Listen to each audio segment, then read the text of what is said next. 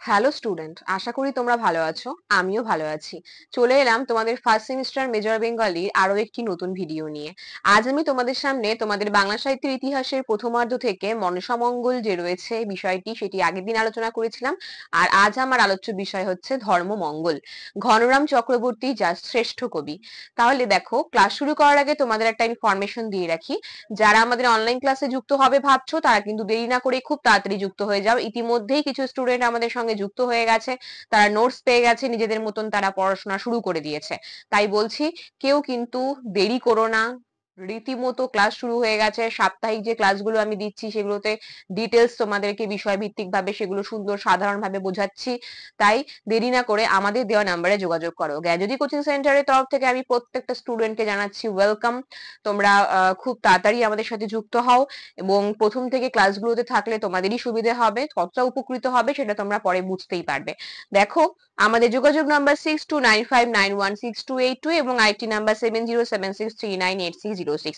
এই দুটো নাম্বারে ফোন করে তোমরা তোমাদের যা জিজ্ঞাসা রয়েছে তোমরা করতে পারো, ঠিক আছে? দেখো, তাহলে আজকে আর কথা না বাড়িয়ে আমি আমার ক্লাস শুরু করছি। আগের দিন আমি চণ্ডীমঙ্গল মনসামঙ্গল বুঝিয়েছিলাম। চণ্ডীমঙ্গলের শ্রেষ্ঠ কবি আমাদের মুকুন্দরাম চক্রবর্তী সম্পর্কে আজ বুঝিয়েছিলাম। মনসামঙ্গলের কবি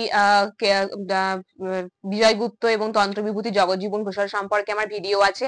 যারা আমার আগের ভিডিওগুলো দেখোনি অবশ্যই সেই ভিডিওগুলো দেখে নেবে, এবং যদি কারো কোনো জায়গায় কোনো প্রবলেম হয় কমেন্ট বক্সে জানাতে কিন্তু ভুলবে না। তাহলে চলো, ঘনরাম চক্রবর্তী সম্পর্কে আমরা আজকে জেনে নিই। ধর্মমঙ্গল, ঘনরাম চক্রবর্তী। আমরা জানি যে অষ্টাদশ শতকে এই ধর্মমঙ্গল কাব্য রচিত হয়েছিল এবং যার শ্রেষ্ঠ কবি হচ্ছে ঘনরাম চক্রবর্তী। তার জন্ম আগে আমরা জানবো যে তার জন্মস্থান কোথায় এবং জন্ম কবে। তার জন্ম হচ্ছে বর্ধমান জেলার বাঁকুড়ার কৃষ্ণপুর গ্রামে। কিন্তু আমরা দেখেছি যে তিনি জন্মগ্রহণ করেছেন 1669 খ্রিস্টাব্দে তিনি জন্মগ্রহণ করেছেন।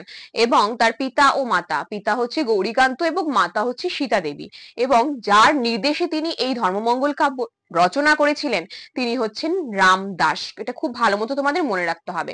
পিতা মাতার নাম, তার উপাধি কি ছিল এবং তার গুরুই বা কে ছিল, এগুলো শর্ট কোশ্চেনের জন্য কিন্তু ভেরি ভেরি ইম্পর্টেন্ট। এরপর তার উপাধি, তিনি যে উপাধি গ্রহণ করেছিলেন সেটা হচ্ছে কবিরত্ন। তিনি কবিরত্ন উপাধি কিন্তু পেয়েছিলেন। রচিত গ্রন্থ মধ্যে যেটা পড়ছে সেটা হচ্ছে ধর্মমঙ্গল কাব্য। যখন তিনি রচনা করলেন তখন কিন্তু তিনি ধর্মমঙ্গল কাব্যের নাম দিয়েছিলেন শ্রীধর্ম সঙ্গীত। এবং এই শ্রীধর্ম সঙ্গীতকে কিছু কিছু জন আবার কেউ অনাদিমঙ্গল বলে ডাকে, আবার কেউ মধুর ভারতী বলে ডাকে। তাহলে শ্রীধর্ম সঙ্গীতের আমরা আরো দুটো নাম পেয়ে গেলাম। এগুলো কিন্তু তোমাদের ভালো মতো পড়তে হবে। এবার হচ্ছে পালা। ধর্মমঙ্গল কাব্যের যে পালাগুলো রয়েছে, ধর্মমঙ্গলের পালা হচ্ছে টোটাল 24টা। তার মধ্যে দুটো পালা তোমরা ভালো মতো মনে রাখবে, কারণ এতগুলো পালা মনে রাখা সম্ভব নয়। প্রথম পালাটা হচ্ছে স্থাপনা পালা এবং শেষ পালা হচ্ছে স্বর্গারোহণ পালা। তাহলে দেখো, জন্ম, জন্মস্থান, তার উপাধি, পিতামাতা, গুরু এবং তার যে পালাগুলো রয়েছে কাব্যে সেটা আমরা জেনে নিলাম। আমি কিন্তু তোমাদের সামনে যখনই আলোচনা করি কোনো কবি সম্পর্কে তখন কিন্তু তার ব্যক্তি পরিচয়, কাব্য পরিচয় সম্পূর্ণটাই সাহিত্যকর্ম সবটাই তুলে ধরি। তো আজকেও ঠিক সেভাবেই তোমাদেরকে বোঝাবো।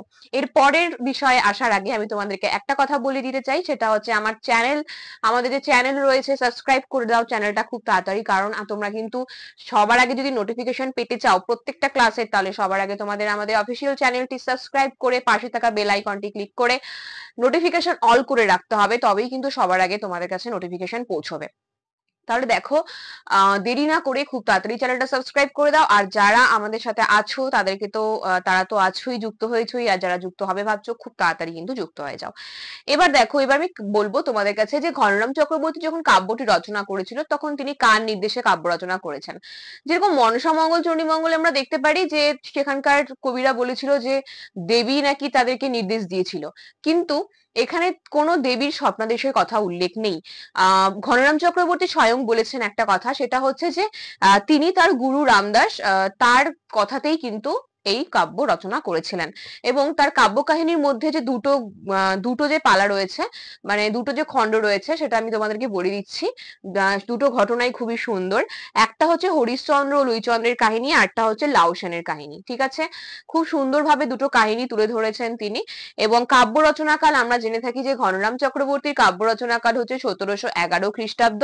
এবং পৃষ্ঠপোষক রাজা, যার পৃষ্ঠপোষকতায় তিনি কাব্য রচনা করেছেন তিনি হলেন কীর্তিচন্দ্র।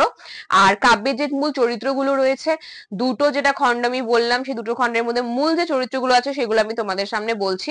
মূল চরিত্র হচ্ছে লাউ সেন এবং রঞ্জাবতী, ঠিক আছে? লাউ সেন এবং রঞ্জাবতী, এবং খল চরিত্রের মধ্যে আমরা মহামতকে দেখতে পাই। এবার ডক্টর সুনীতি কুমার চট্টোপাধ্যায় আমরা দেখতে পাচ্ছি যে এই ধর্মমঙ্গল কাব্যকে তিনি রাঢ়ের জাতীয় মহাকাব্য বলেছেন। কেন বলেছেন? কারণ এখানে নাকি রাঢ়ের বিভিন্ন সেখানকার মানুষদের আচার আচরণ, রীতি নীতি, সমস্ত কিছু, তাদের কালচার সবটাই কিন্তু বর্ণিত আছে বলে ধর্মমঙ্গল কাব্যে। তাই তিনি সুনীতি কুমার চট্টোপাধ্যায় ধর্মমঙ্গল কাব্যকে রাঢ়ের জাতীয় মহাকাব্য বলেছেন। দেখো, তোমাদের যে দুটো খণ্ড আমি বললাম, একটা হচ্ছে হরিশ্চন্দ্র লুইচন্দ্রের কাহিনী এবং লাউসেনের কাহিনী, এগুলো তোমাদের আমি যখন ক্লাস নেব, সাপ্তাহিক ক্লাস নেই শনিবার করে 6টা থেকে, সেগুলোতে আমি ডিটেলস তোমাদের আলোচনা করব। তো এখন আমি শুধুমাত্র তোমাদেরকে কবি পরিচয়টা দিয়ে রাখলাম, ঠিক আছে? তো যারা এখনো ভাবছো যে যুক্ত হবে, যুক্ত হওনি আমাদের সঙ্গে, খুব তাড়াতাড়ি আমাদের অনলাইন ক্লাসে যুক্ত হয়ে যাও।